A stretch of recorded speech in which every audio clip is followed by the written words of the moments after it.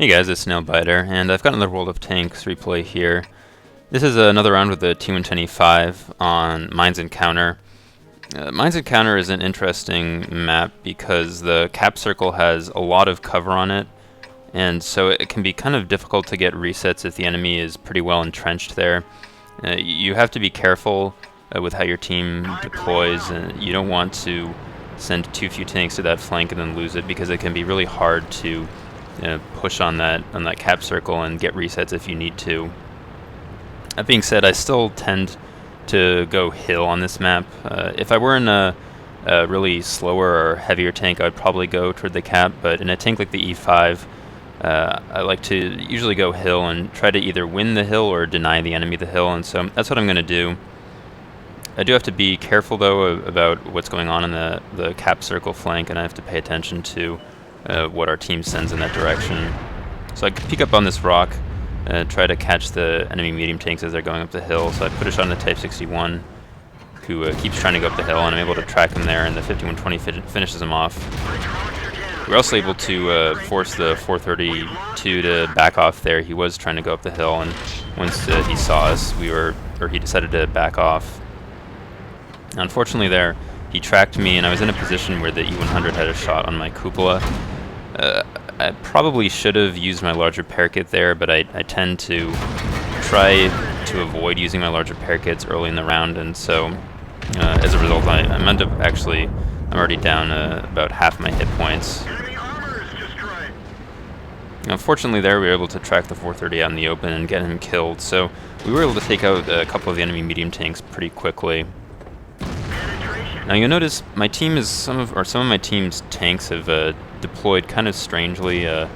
The Mouse and JP100 on my team both decided to go hill, which I think was a little bit of a strange decision on their part. I think they were probably better suited to go toward the cap circle, and instead we've got a few lower tier tanks, the Carnarvon, and a few tier 9s. I think the only tier 10 that actually went city was the E4, and those guys looks like they're in a bit of trouble over there. They've got a couple of tier 10s and T30 to deal with. So this VK45 was trying to peek on me, and I was able to keep him tracked there. And the nice thing about the E5's reload is you can often do that with tanks that don't have a good repair skill, just track them and retrack them. So I'm able to take him out. I've also been able to minimize the amount of damage that I'm taking, so the IS-3 bounced off me, and this Mouse is actually being kind of helpful in absorbing a lot of fire and a lot of attention from the enemy team, allowing me to more or less take shots without taking too much fire. Unfortunately, it looks like we've basically lost the cap circle now. That Carnarvon is about to get overrun, and so that's something that I'm going to have to start worrying about soon. I can't keep this. I'm going to have to either rush this engagement or just fall back and go around the 8 line and try to get on the cap circle and prevent the cap from getting to 100.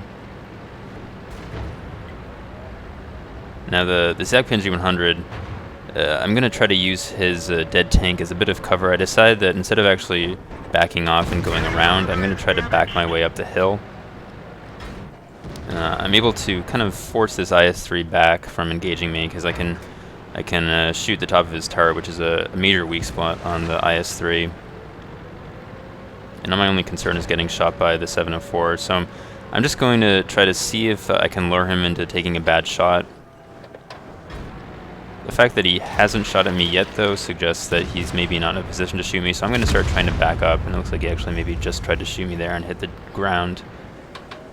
So I'm going to try to back up this hill. I'm keeping my front armor towards the IS-3 and E100. The E100 isn't in a great position to shoot me, and the IS-3 bounces, and I'm just going to keep backing up and kind of hope that artillery doesn't hit me. We have had a couple of friendly tanks heading toward the cap, so hopefully they'll be able to get there in time. Looks like that PTA is already basically on the cap circle, and so he should be able to get a reset, but I'm going to head over there just in case. I know the E100 will be too slow to get up here, and so I have a bit of time here to get some resets. So the PTA kills the E5.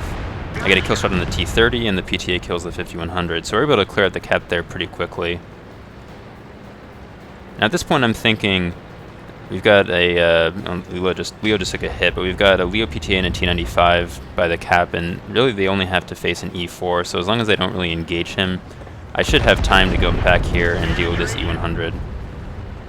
So I put one shot into the E100, and now I'm just trying to angle my armor and kind of get fortunate there. His heat round is absorbed by my tracks, and I don't take any damage. And now I know I have plenty of time to get the kill shot. I just want to make sure that I don't bounce here. And so we take him out. And at this point, we still have a guy in the cap, so the cap isn't an immediate concern for me, and I decide I want to help this Yak Tiger out, who's getting surrounded by some enemy medium tanks. Kind of rushed that shot a little bit, although I mean, really, still should have penned and done damage, but would have been nice if that shot had actually done damage. It would have given me a little more time. And this T62A is trying to shoot me. He's kind of trapped though at the moment. And I'm able to kill the Patton here. And this is where things start to go wrong. So that T62A is at 360 hit points. I should be able to one-shot him, 7 or 8 times out of 10. I low roll. That was a really low roll for 308. And at the same time that happened, the PTA on cap got overrun. And I take my second shot. It looks like it dipped a little bit lower. Maybe could have aimed it better, but it dips low and just bounces off his tracks. And the Yak Tiger gets killed. Just after that, I get hit in the back by artillery. So a bad sequence of events there. That kind of, up until that point, I had felt like I was in pretty good control of this round. And after that low roll on the T62A, things just started to go pretty badly. So I've had a really good round at this point. I'm in a bit of trouble now. I don't have too much flexibility. I can't take a shot from either the E4 or the 704 after getting hit by the artillery. I was trying to figure out a way to safely get a reset on the cap, and so I was thinking maybe if I peek this ridge over here, they won't be expecting that, and I'll be able to get an easy shot, which will give me a little more time to get back. Fortunately, I don't spot anything, and I don't have enough time to go back around, so I kind of have to just drop down here and try to get a quick reset, and then back off somehow, although with the amount of time left, I don't really have too much of a choice in how I do this. So I'm going to just rush in. Do get a shot on the side of the turret of the E4. And I'm just going to try to back off, and hope that he either bounces, and unfortunately I'm just completely out in the open, and the artillery takes me out. So we've obviously lost this game as the artillery gets killed. So this was a kind of frustrating round for me. I did a fair amount of damage. It looks like just under 8,000 that you can see. 6 kills. I feel like I played this round pretty well. There are maybe some things I could have done differently. Obviously, getting the kill shot on that T62A would have made a huge difference. Instead of low rolling and then bouncing the second shot, if I hadn't even low rolled in the first place, I probably wouldn't have gotten hit by artillery and would have had a better chance when I was going to reset the cap. I would have been able to take a little more time and get into a better position.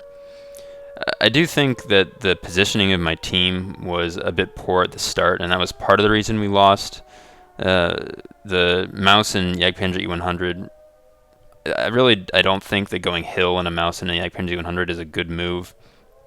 Those tanks have really good armor and are pretty good at side scraping, and I think they're much better suited for playing in the cap area and using those buildings as cover. Plus, on the top of the fact, they're just slow, so they can't really flex back to the cap if they need to. And instead, we had a bunch of tier 9s and only one tier 10 actually go to the cap. So a frustrating round, and if RNG had given me that kill on the T62A, maybe it would have gone differently.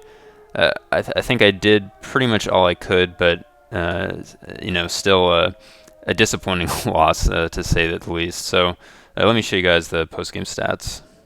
So this ended up being an ace tanker and a loss. I actually ended up doing over 8,000 damage. I think one of my blind shots on the 704 must have hit. I also got Defender along with Top Gun, so I think that probably that reset on the E4 at the very end gave me the Defender medal. And if you look at my team, you'll notice that JP100 did 0 damage. He kind of I don't even know what he was doing at the beginning of the round, but he didn't really contribute much. And the Mouse that also went hill Only did 1500 damage, although, I mean, he still was helpful in the sense that he distracted the enemy while I was able to do a fair amount of damage in that mid-game. So, I mean, it was a really good game for me. Looking back on it, I mean, it was frustrating at the time. Certainly that RNG roll on the T62A was very frustrating. It definitely felt like it was kind of, didn't really matter what I did, and that I was going to lose the game anyway at that point. So a disappointing game, and also looking back, I'm not really sure what I could have done differently. Arguably, I could have gone toward the cap at the very beginning of the game, and maybe helped us actually win that flank. But that being said, if I had done that, I think we probably would have gotten overrun on the hill, and I'm not sure we would have been able to cap out or anything before we ended up getting flanked from the hill. I also maybe could have, instead of going toward the end of that game, instead of going to help the Yag Tiger with the patent T62A, maybe I could have gone back to the cap instead and helped the Leo PTA. But again, there you run the risk of just getting flanked by the medium tanks, because that Yag Tiger was pretty much dead otherwise. And so I don't know that we could have finished off the E4 and the 704 before getting flanked again in that situation. So this kind of felt like one of those games that I just wasn't meant to win no matter what I did, but still a really good game for me. So I hope you guys enjoyed the video. Thanks for watching, and I'll see you guys later.